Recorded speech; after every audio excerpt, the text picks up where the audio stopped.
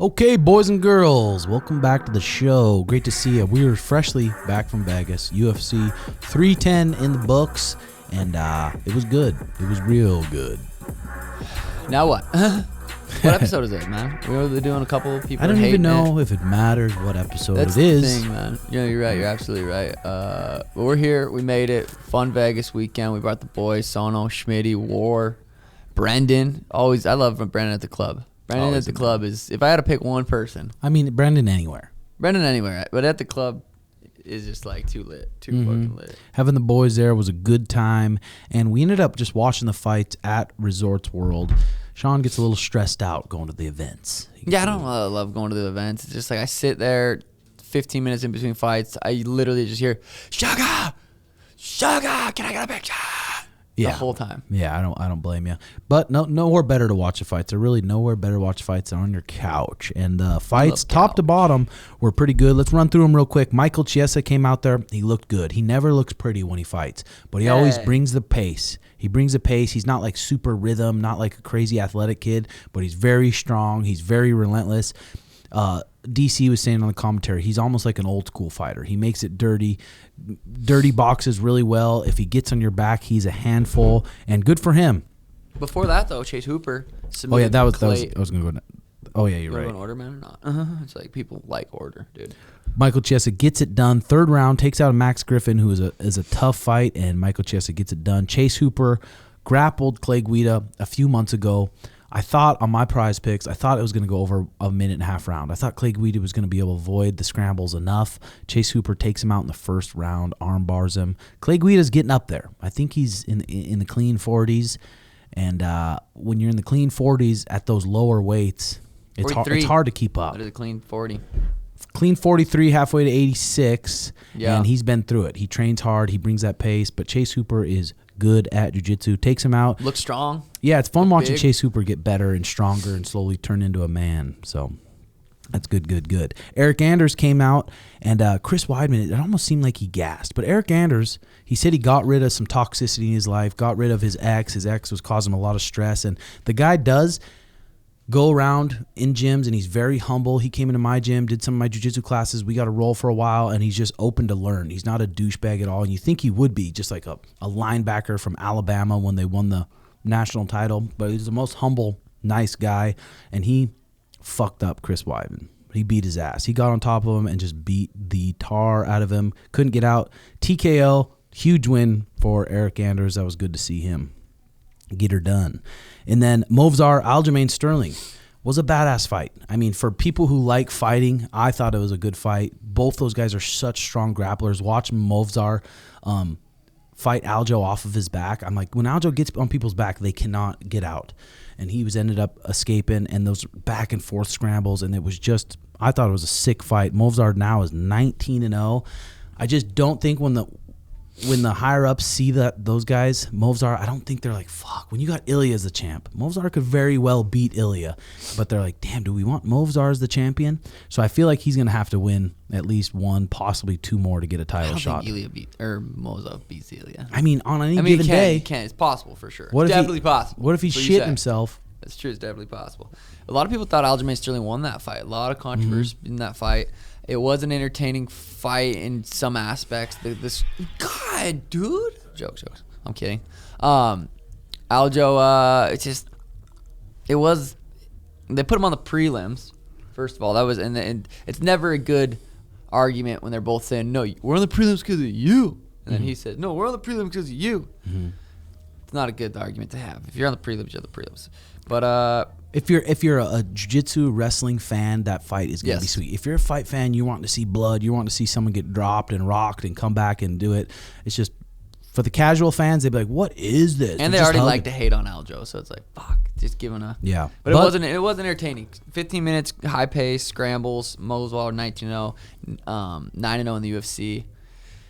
Who else? I mean, the 45 division, I feel like, is just kind of open. We've seen a lot of people fight.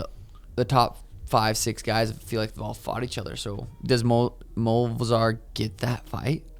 Who else? Who is Ilya? Exactly. He doesn't have anyone next like that's standing out, right? I don't think so. I don't think so. Yeah, Yair versus Ilya could be sick. That would be sick. fire. And again, if he wins his next fight and Islam wins his fight, there's a chance he could move up and fight Islam. That would be a fucking huge super fight. That would be. Islam said, he's like, well, I'm going to beat another 45er, you guys said. Like, when Volk moved up and beat 45er, he said it just like... But he's like, if you guys want me to, I will. I want that fight. I mean, let's see what Aljo does next. There's just so many tough fights for him. He is getting older. He's been through a lot of surgeries. I still think there's cool fights for him next. But does he want to keep going through these training camps? What if UFC cans him? I don't think they will. He's still fucking just very elite at what he does. Yeah.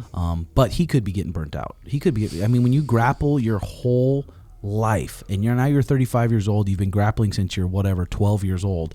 That's a lot of, and he's already had surgeries on his neck. He's got a plate on his neck. He's a little bit beat up.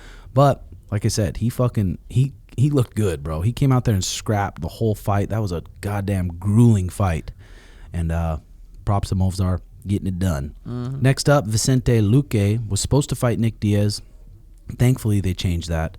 And Vicente slipped outside this guy's right hand and just dinged him with a right hand. Fuck, I didn't see that one. He shot into it. And it was sick because Vicente doesn't even like lock up his... basically, you're supposed to lock up an anaconda before you go to it. He kind of put his hand under the chin, dived under it, locked it up as he went, and everyone that trains with him knows that his anaconda and Darz's are his bread and butter. That's sick. Slept him, and he put him to sleep. So Dominic Reyes beat the tar out of Anthony Smith, apparently. 38-21. Jesus Christ, that is a lot of fights. That was kind of a sad fight right there. I don't know if I missed it, but I think I missed it. No, I definitely missed it. I missed it, but Anthony Smith, he's an OG. He's been around for a long time. He took John Jones 5 rounds. I mean, if you can go 5 rounds of Johnny Bones Jones, I mean, that's a big win right there. Obviously, Dominic Reyes gets it done, back on the winning streaks. And then Choi Ho Choi versus Nate Landwehr. Dude, that guy's good. Choi, his boxing is so technical and so slick, and then his he looked fucking good. Imagine him versus Alexander Volkanovski next. I think they're talking about Ilya Volk next. Oh, that's right. That would be a huge step for that Du Hoi Choi. But yeah, he was just lighting up Nate Landwehr. I don't know if they were working on that lead uppercut, but every time he threw it, he'd split Nate's head up, boom, boom. And Nate, tough, dog, but it was just another level of skills. Even on the ground, Nate Landwehr's a good black belt. And Du Hoi Choi passes guard, put him in a crucifix. About an hour. And he didn't give up. He was still bucking. He was still fighting. The ref finally called it because he's like, okay, he just can't get out, and he's just getting damaged. Round 3, TKO. But that Du Hoi Choi kid is fucking sick to watch. That was fun. Bryce Mitchell versus Cron Gracie. That was an interesting fight. Cron Gracie pulled guard about 4 or 5 times. Yeah, and like I said, we've heard it before, and when you're in the UFC, you have to be fucking well-rounded. And if you're closed-minded, and sometimes these guys that were raised as Gracies, especially being Hicks and Gracie's son, it's like you're going to be stubborn with your art and what your dad was, what your dad did. That arm bar, though. I know. Pulling guard, really, really trusting his jiu-jitsu. And Cron Gracie, back in the day, no gi jiu-jitsu, he was in the top and very, very dangerous. Trusting his guard so much in this day and age. And I think they thought Bryce Mitchell, which he did. Bryce Mitchell said his plan was to not even go to the ground at all, and Cron Gracie didn't really give him a choice. Pulled full guard on his feet. Bryce Mitchell framed up on his neck and fucking dumped him. Boom, and that knocked him out. His head hit the back of the canvas. Extra little boom. Bryce Mitchell landed 2 juicy elbows and put him out. But, like I said, with those gloves, he got in a tight fucking armbar. Love Bryce. Oh, sorry, go ahead. I think everyone does love Bryce. But damn near, he said he was going to let his arm snap. He's like, I need that extra check. Thanks, Haley. He needed that extra check. Which one of oat milk? Oh, sugar. Thank you. Yeah, but Bryce Mitchell's he's the man. I mean, you gotta love the dude. He always fucking brings it to. And he was talking about the presser, how it's just bullshit that he can't sell his raw milk and steak to his neighbors, which is bullshit. A little bit. Yeah, it is bullshit. What would happen, though, if everyone could sell? I mean, in Montana especially, if you kill an elk, you kill a deer, people could make their living off that if you could sell that meat. What's the dangers of that compared to... No control. Yeah, exactly. I mean... It's bullshit. It is a little bit bullshit. People giving him shit, but all the stuff he does bring up, I mean, it is a little bit crazy. No seatbelts is a little bit fucking crazy. Well, I don't think it's a no seatbelt. He said you should be able to not wear it. If you want to. I mean, but then you put other people at risk. You fly through a windshield and you hit a baby walking on the side of the road. Fuck, I'd love to have Bryce down here, or even just go see him one time. Go sleep in his trailer. It'd be sick. No, he built his own house from the ground up, 1,700 square feet. So he gets it done, KO, because it's hard when you come back from a fight like he did with Josh Emmett. Got hit with the hardest punch possible in MMA, right on the fucking lips. Cleaned his clock, knocked him out cold. Coming from that, I forgot about that. Come back from something like that, you got to battle some serious demons. But he said he was just roofing his house for that fight camp, and he's like, "I'm strong. I've been pulling myself up in the house, putting those sheets on my house, and roofing the house, but it just wasn't a good enough training camp." I mean, it doesn't sound like it. So then he trained for real against Kron, and looked fucking good, real good. Serial Gone versus Alexander Volkov. I did a 20-minute meditation between that one just to get my mind right, and yeah, so I kind of missed that one. I actually didn't watch that one at all. How was it? People were real pissed about that fight. It fucked a lot of people's parlays up, and they were all pissed off about it. Serial Gone.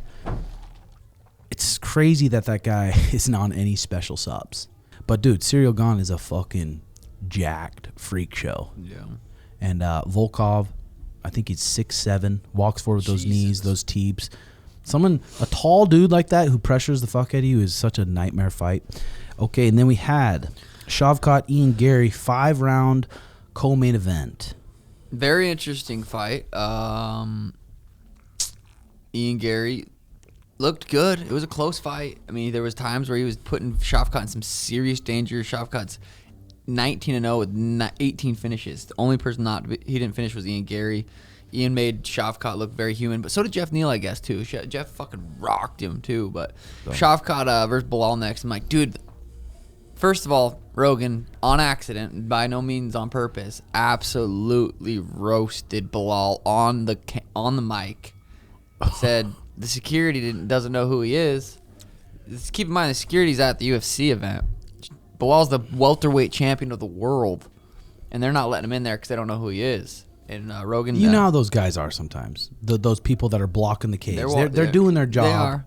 They are. He roasted, and then you saw Connor's note, his voice note on Twitter was fucking absolutely hilarious. But even if you rolled up to those people and like, let me get through, they're like, no, you're not getting through right now, even if they do know who you are. So it's like, it kind of made him look fucking. No, they're not like, oh yeah, go Suge, get in the cage. Yeah, get in there whenever you want. Well, remember when I did it with Aljo? Yeah, they had it planned a little bit more. So yeah, they got it. That was awkward as hell. Shavkat doesn't speak English. Bilal wasn't planning on it. Rogan's doing a podcast. It was an awkward situation, but Shavkat looked good. Ian Gary looked really fucking good. He's 26 or 27. He's young as fuck. Ian will be champion someday. Shavkat, supposedly he had a torn MCL going in that fight, and they said that's why he couldn't finish people. But again, I think Ian Gary's stock goes up. Yeah. I don't think it drops at all. It shows how much of a dog he is. Working with Charles Oliveira and those guys, Shavkat got on top of him, and his guard was so good. Shavkat could not damage him a lot. He constantly had an overhook, constantly had a wrist, breaking his posture, looking really good.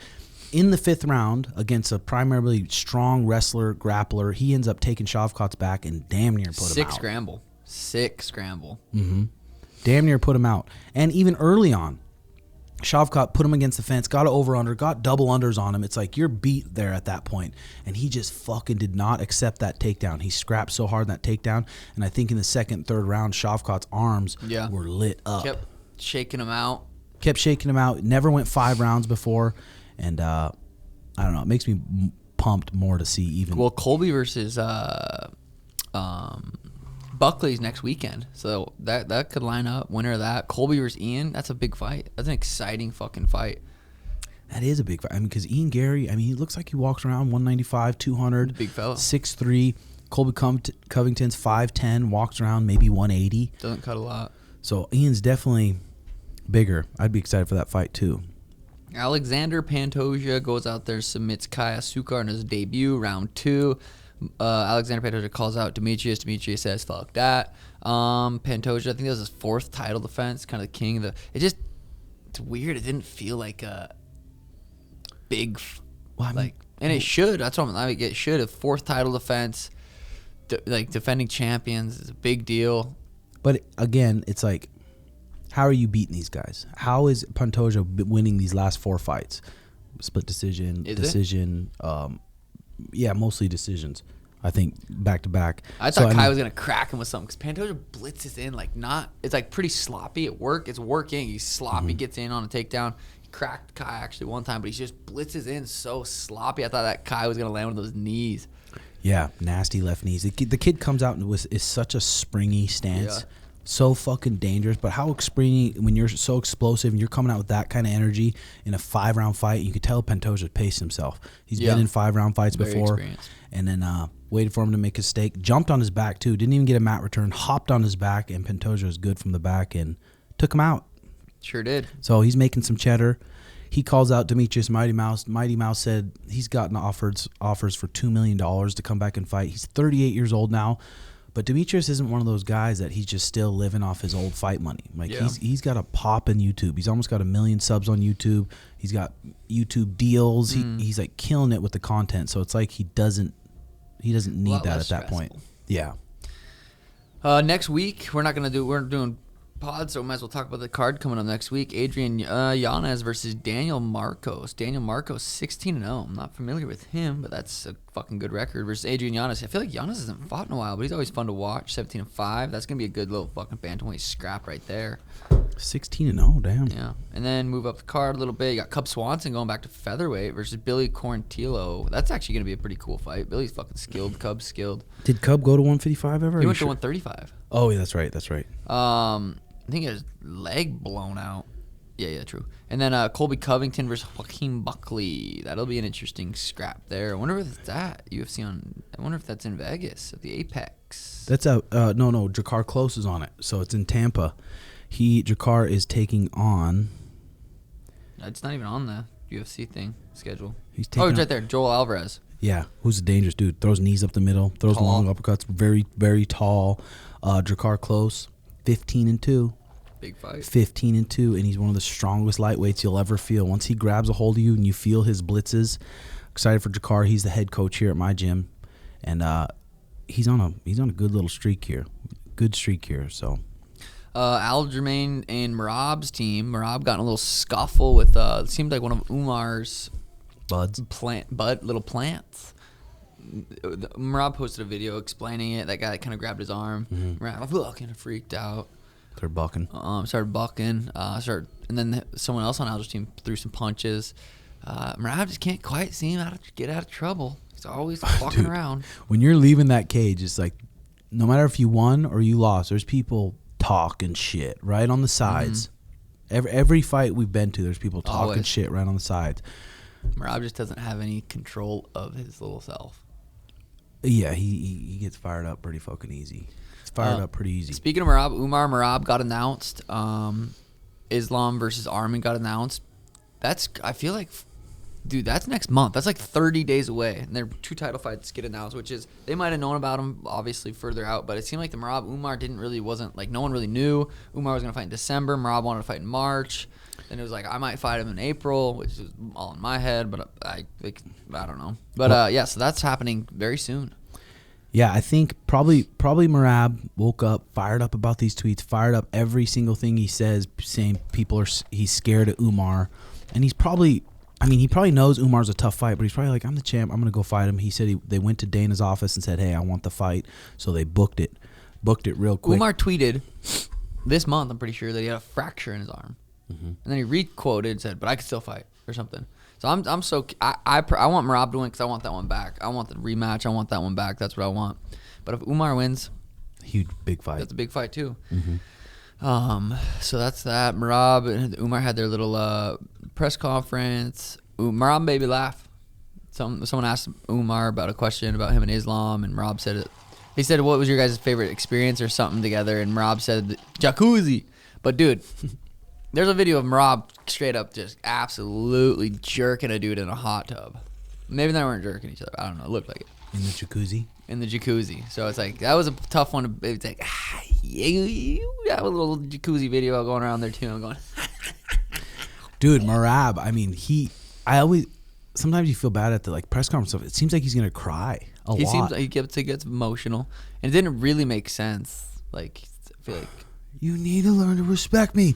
Why do you want to fight me? And Umar's like, you have the title. I want to fight you. Respect. Respect, Georgia. I love Georgia, but I live in America. Yeah. So that's that. Umar versus Arman, or Islam versus Arman. That's gonna be an exciting fight. They fought Arman's debut. Pretty sure short notice. It was a very close fight. So that's gonna be two banger title fights in Arman LA. is a fucking stud, dude. He's not like a huge name, but if you watch this dude fight, he's so fucking dense and just skilled, top to bottom. Islam knows it's gonna be a tough fight. You see him on the square off, and it's like Islam looks like a clean welterweight. He looks like he walks around 195 pounds. He looks fucking huge, dude. Who?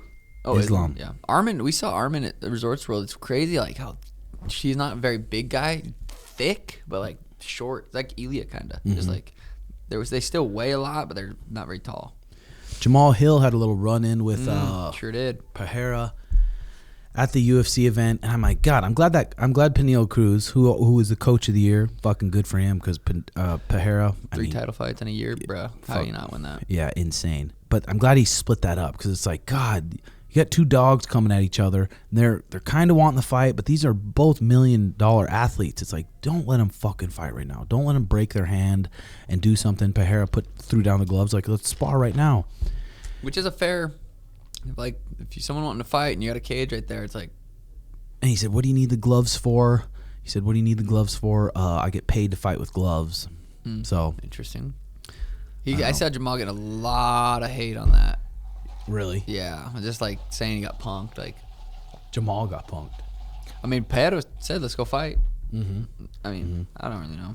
The UFC would have been so fucking mad if they got in that cage with gloves on fight. They'd be like, who the fuck allowed that? People would have got fired at the PI, 100%. Yeah. I mean, because purposely, once you go to the Performance Institute, you sign in, and they know kind of a little bit maybe who has beef, who doesn't. This person's working out this time. Don't let them go in that area. Yeah. Someone had their phone, recorded it.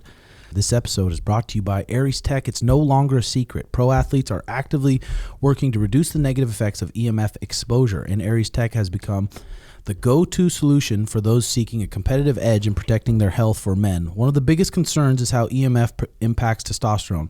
Leading neuroscientist Dr. Andrew Huberman warns keeping the cell phone in one's pocket, regardless of Wi-Fi or cellular use, decreases the sperm quality and lowers testosterone overall. Aries Tech offers a solution to this invisible threat by using advanced EMF modulation technology, now further validated by the UFC Performance Institute. In a recent symposium at UFC 309 fight, Dr. Duncan French, Senior Vice President at the UFC Performance Institute, shared his insights on the Aries Tech impact. When I first saw how Aries Tech mitigates the negative effects of EMF on brain activity, I was blown away. It was astonishing to witness the silent effects of EMF radiation on the human physiology, and seeing how Aries Tech can restore optimal brain function through EEG recordings was impressive. The science behind it is truly remarkable. From the UFC, NASCAR, WWE to Canadian basketball, elite athletes are turning to Aries Tech to safeguard their performance. UFC stars like Macy Barber, Michael Chandler, Luana Santos, Dan Ige, along with NBA Olympic athletes RJ Barrett, NHL's John Tavares, and Max Domi, NFL legend Tiki Barber, all rely on Aries Tech to protect their physiology. Aries Tech innovation doesn't just shield us from electronic magnetic radiation, it actually enhances performance. Testing at a leading sports performance center showed Aries Tech users experience a half-second improvement in reaction time, a game changer for those at the top of their sport. Backed by over 20 global patents and peer-reviewed studies, Aries Tech transforms disruptive EMF signals into biologically compatible frequencies that support optimal performance. Whether you want portable, life-tuned products you can wear attached to your phone or use at home, Aries Tech has a solution for every lifestyle. Pro athletes are no longer leaving their health up to chance, and neither should you. The new code for Aries Tech, if you guys want a little discount, is code TSS. Okay, for a little discount. The link will be in the bio, in the description. So hope you guys enjoyed that. But also on that card, Beneil Dariush versus Renato Moicano. Wait, what card? Oh, the pay-per-view. Yeah, that'll be big. That'll be a banger of a fight. Also, both really good black belts. Orthodox Renato hits hard. Beneil, southpaw. Yuri Prochazka versus Jamal Hill. It's a big card. That's a fucking sweet fight. That fight is a sick fight. Kevin Holland against that one champ, the Rainier Denier. Then you got Johnny Walker. You got Peyton Talbot taking on a tough fight this time. 9-0 Peyton Talbot versus Raoni Barcelos. And that's a fucking tough fight because that Raoni Barcelos is good. Former LFA champion. And that's definitely going to be a step up. Excited to see that bout. DDP versus Sean Strickland 2 got announced for Australia. That'll be exciting. That'll be an exciting fight. The last fight was very, very close. It's almost perfect. It's almost perfect. Like gives Hamza enough time. It's like he'll probably fight June. Yeah, they gotta have Hamza fight the winner of that, right? Like there's just no other. The way what he did to Robert Whittaker, you could have gave it to him now. Maybe Hamza wasn't ready. Maybe this fight makes sense. A lot of people were talking mad shit about it, like, yo, what the fuck? Why is Hamza not fighting? But yeah, it gives Hamza some more time. And when was this fight? February 8th, January, February, March, April, May, June, July. That might even be too soon. We'll see. We'll see what they do. I bet July. UFC. What about John Jones? Fight week. Shit. It's weird. Those guys probably sit down in negotiations, be like, "This is a fucking fight. Like, are we gonna take a loss this fight just to like let this fight happen? Are we gonna pay him 20? What does he want? 20 mil? I have no idea. 20 mil, 30 mil. And John Jones is smart. He's like, I'm retiring. If you want me to fight, you know my number. There you go. And with him, the best fighter on the planet Earth, it's like that's some good negotiation for him. Yep. Biden. Jokes. What else we got? Went to the club, popped out to Zook. Snoop Dogg performed at Zook at the club. That was probably the all time. That was so fun. Yeah, we got to go downstairs, and you're a little tips, dude. And absolutely fucking yoinked. Just gonzo. And Snoopy was pumped to see you. You could just tell on his face. He was pumped to see you, pumped to see all your success. Fucking dabbed it up, and you guys were in the DJ booth, and I was like, we'll see how Snoop's concert is. I figured it'd be like a Jack Harlow where he goes on for 15, 20 minutes. But he stayed on for a good fucking hour and a half and just had the tunes bumping in there, dude. It was sweet. Dude, clubs, like, I don't like EDM. I don't like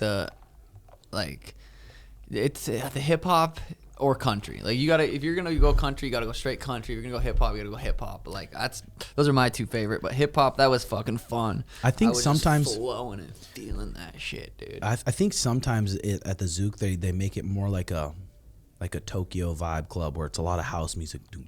Yeah. But it is the in betweens on those songs. It's like how you supposed to fucking just. Compared to Atlanta when we went there and it's just like gangsta stuff. Lil Baby in the club, everyone knows every word. That shit was hard. Speaking of Tokyo though, dude, what was it like though being up there with Snoop in the DJ booth for multiple songs? You were up there for like an hour, just next to him. It was sick, dude. I was in another universe. You had your shades on, dude. I was just like still dancing like the house music to the rap. Dude, I was just letting whatever came out of my body come out of my body, man. That was fucking cool, dude. I was hoping you'd get up there and just do a little crip walk, or is it sea walk? C stands for crip, so it's a little sea walk. Oh, was it? Okay. But that was all time funness, absolutely all time funness. And then we went on Jake Shields' pod. It was fun sitting down with him. Anytime you get to sit down with an OG like that, that dude has been through it. He's fought everyone. He's been a part of the scrap pack. Nick Diaz for the longest time as a pescatarian or a vegetarian, like his whole life. Born into it, which is interesting. Yeah, born into it. So talking out, I think he said that pod's gonna release on his page in like a couple weeks, so that'll be a good pod to listen to. Yeah, I thought that was good too. Jake's cool. That was like my first real interactions with him because you just never know. Like he's part of Diaz. I just like him. Like yeah, but he said Nate was saying a lot of good things about me, which was cool because you never know what fucking some people think. But he said at first they all hated, which of course, when you get a kid in the UFC and you have all these OGs that never really got pushed by the UFC, and then you get this young kid who's knocking out a couple people and the UFC's just pushing the hell out of them. You can see how you'd hate. Even like me for Paddy Pimblett at first. I'm like, he's not that good. But then he comes out, has a fight like his last fight, and he just ends up winning you over. And the Peter Yan fight, you won a lot of people over. Just showed what kind of dog you had in you, and won a lot of the like OG fighters respect. Like, damn, this fucking kid is it. Absolutely. A lot of people want to see the rematch, me and Peter. I think that, ideally I go out there, regain the title, and then me versus Peter for the title. 5 rounds. 5 round like that. That would probably be the biggest bantamweight fight. It'll right be there. fucking sweet. Me versus UMAR would be big too. Me versus Merab rematch, I feel like big too. I'm excited for the UFC to release the video, the fight of me versus Merab, because I feel like people are gonna have a different perspective when they rewatch it. I hope they just post without the fucking commentary, because the commentary sways people's minds. But I'm curious what people's thoughts will be after that fight, because it was a lot closer fight than people thought. We rewatched it again. It was, we take some good things away from it. But. Yeah, every time we watch it, we learn a little something. Okay, guys, this episode is brought to you by Blue Chew. They say first impressions are important. What about lasting impressions? That's where BlueChew.com comes in. Blue Chew helps you boost your confidence in the bedroom so you can stay hard and perform at your very best. Blue Chew is an online service that delivers the same active ingredients as Viagra, Cialis, and Levitra, but at a fraction of the cost and in a chewable form. The process is simple. Sign up at BlueChew.com, consult with one of their licensed medical providers, and once you're approved, you'll receive your prescription within days. Blue Chew tablets are made in the USA and prepared and shipped directly to your door. The best part, it's all done online. That means no visits to the doctor's office, no awkward conversations, and no waiting in line at the pharmacy. You can take them anytime, day or night, so you can plan ahead. Or you can be ready whenever the opportunity arises. Does it work? Don't think you need it, huh? Try it for a month free and see. You're going to love it, and your partner is going to love it. Blue Chew wants you to have the confidence to perform at your best, so discover your options at BlueChew.com. And we've got a special deal for our audience. Try Blue Chew free. Just pay $5 shipping at checkout when you visit BlueChew.com. That's BlueChew.com to receive your first month free. Visit BlueChew.com for more details and important safety information. And we thank Blue Chew for sponsoring this pod. Like I said, guys, if you need to perform, the girls take a long time to get to maximal orgasmic situations. So Blue Chew will help you get there. It's a little insurance policy. If you go too quick, then give yourself 6 minutes, and you'll be ready to rumble again. And to give her a hell of a time and want her coming back for more. What about the healthcare guy that got murdered? That was a crazy video to see the guy pull out that gun with the silencer on it. And you could tell the guy was just calm, and it seemed like he was a professional. It was weird, dude, and they still don't know who it is. And there's a lot of conspiracies through it. But the CEO of an insurance company or some shit. You want to know my thoughts? Joke. They found him. Yeah, the alleged shooter is Luigi Mangione here. Wow. This is the alleged shooter's pinned tweet. 7 years ago, I gave my high school senior speech on this topic. Today, I will be talking to you about the future, about topics ranging from conscious artificial intelligence to human immorality. Likely, you'll dismiss all this pretty quickly as interesting, but just science fiction. Normal ranges of possible states where the human race constantly shifting. Yeah, damn, that's crazy. That is fucking crazy. God damn it, Luigi. Yep, he took him out. It was New York, right? Just like on the street, just fucking. Oh, that is fucking scary, dude. Mm-hmm. That's why I'm not getting into insurance. Yeah, Jay-Z's really fucking getting it too. Yeah, Jay-Z supposedly earned a 13-year-old at a Diddy party. It's so hard to God in the media. When the media, every single media outlet starts picking something up, you're like, all right, what is this true, or is this the narrative people want to push? It seems like Diddy was close with fucking Jay-Z, but then it's oh, dude, it's so weird. I hate it. I know, it is fucking weird. Super weird, dude. We got 4 athletes, 3 and then a lab guy fighting in Montana this weekend. We're gonna go up there. We're leaving Thursday. That'll be fun.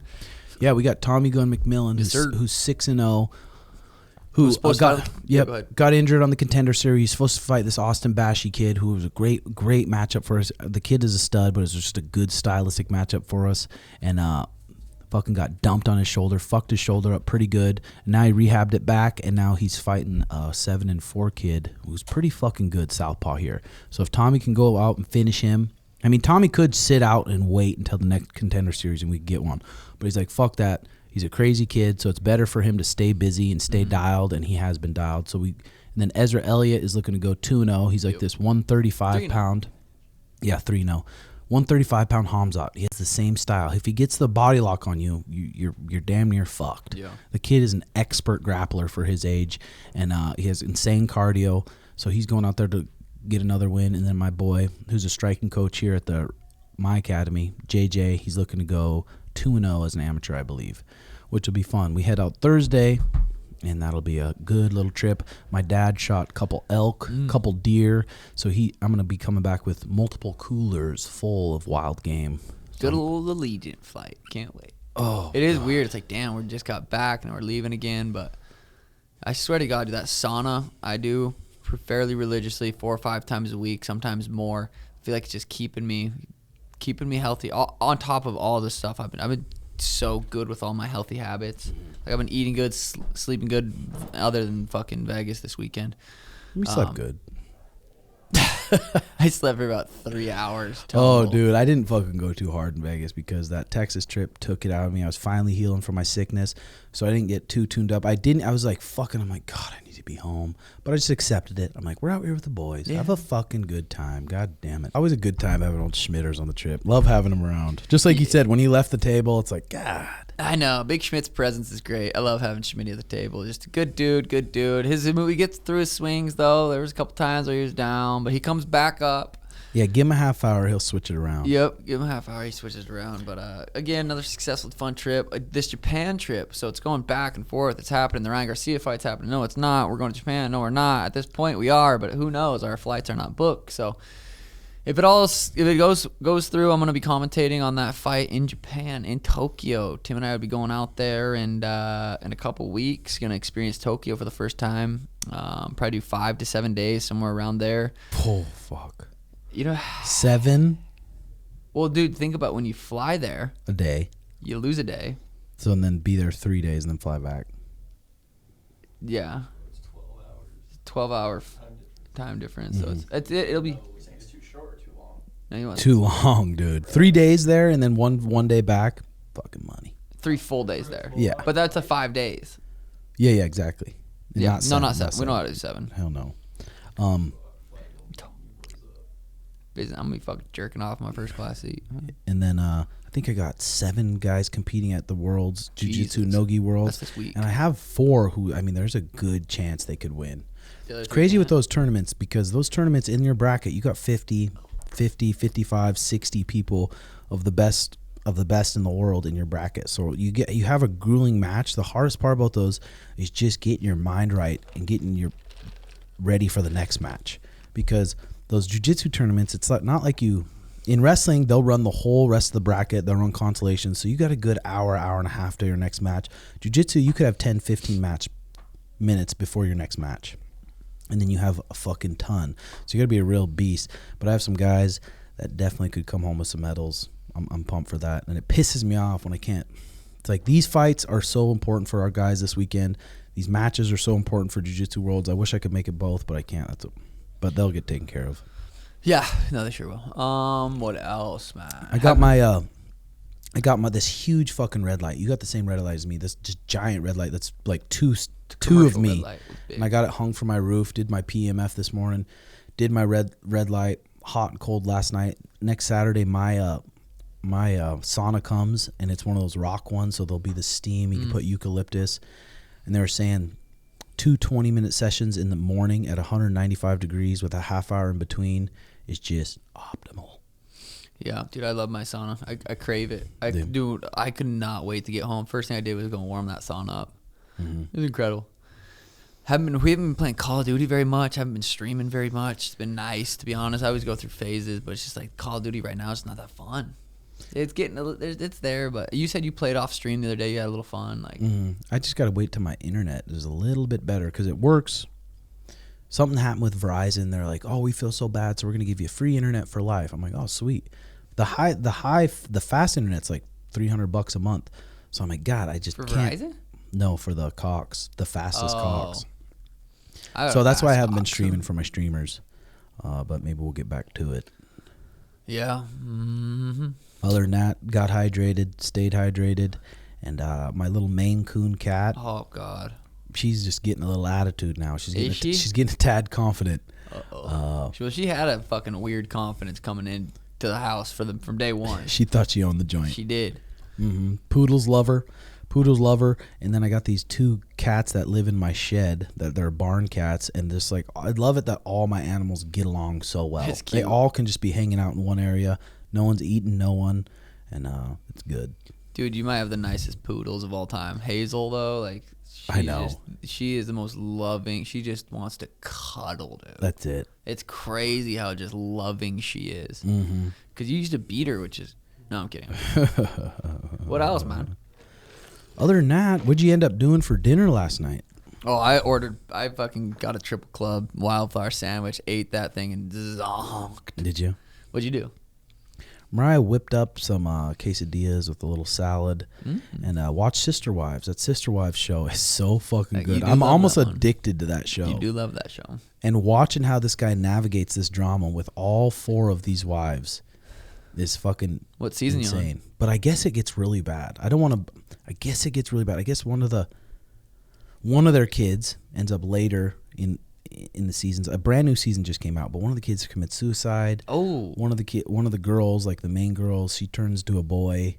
No. So it's gonna get juicy because now I think he only has one wife. I think he lives in Prescott or Flagstaff or something. But so it all goes to shit. And where I'm at now, it's like it's all pretty good. The families are all happy. The wives are pretty happy. So I want to see where it starts going wrong with the communication to where it all just ends. Dude, 4 wives sounds like a recipe for disaster, brother. Multiple wives, unless you all have a same goal, the same beliefs that you can lean on, and just all have the same goal. That's the only way it'd work. If you just had 4 wives and you didn't have any beliefs like that, there's just no way in this day and age. 4 different houses too, because now they're in Vegas in the episode you're watching, right? They're in Vegas. They all have different houses compared to living in like one big house. That sounds tough, man. Sounds tough.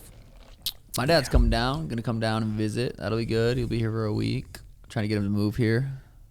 Been trying to get him to move here. No luck. Your baby is growing faster than shit. It's just so weird how smart she's actually getting. She comes over. She hangs out with Mariah. She does all the chicken chores, the horse chores, and helps Mariah with all the chores, and she's just like such a smart little thing. It's so funny. Yeah, no, I'm excited to go see her. Hopefully I'm having a kid here in about a year or so. Yeah. Year or so. Tell him, Dan Garner. Need that. Yeah, I'm doing Dan Garner's thing to get my blood and just sperm dialed in, but he's 100% positive it's going to work. So he said it should take about 10 weeks. And then you should be able to just bust a huge load. So we'll see if I got a little one. Hopefully I do. That'll be cool. Dude, that'd be so cool. I feel like with the little one, though, I feel like it's going to be like my animals. When I get those animals, I'm like, fuck, I just want more animals. I'm nervous I'm going to want more kids. It's a good nervous to have, though. Yeah. You know what I'm saying? You should have more kids. Maybe 2. Yeah, 2, 12. Maybe 2. What else, man? I went to Vegas. Jokes. Dude, I'm running out of shit. That's why we switched to 2 a week, Matt, 2 a month. The reason we switched to 2 a week, guys, is like we hang out, 2 a month, is we hang out every day. Every day, all day. So when we come in here, it's like, unless you have recorded topics, it's like, it's hard to, we're talking all day, every day. So it's like, it's a little bit tough to just come out and rip off the pods, but 2 a week, 2 a month. Yep. It's okay. And we'll get them done. Still doing the REDHAWK recap. I think last week I had Bilal Muhammad on. It was a good show. Next week on the REDHAWK recap, I'm having Randy Couture on. Damn. And that should be pretty cool. Hit that like and subscribe button, ladies and gentlemen. We're back at it. These next few months, I mean, there's a good chance Sugar's fighting for the title. So we got to stay dialed in, stay focused on our training as much as possible, and get that fucking title back. Hope you enjoyed the show. Hit that like button, subscribe, and comment your thoughts below. Hope you guys have a great week. Love y'all. Bye-bye.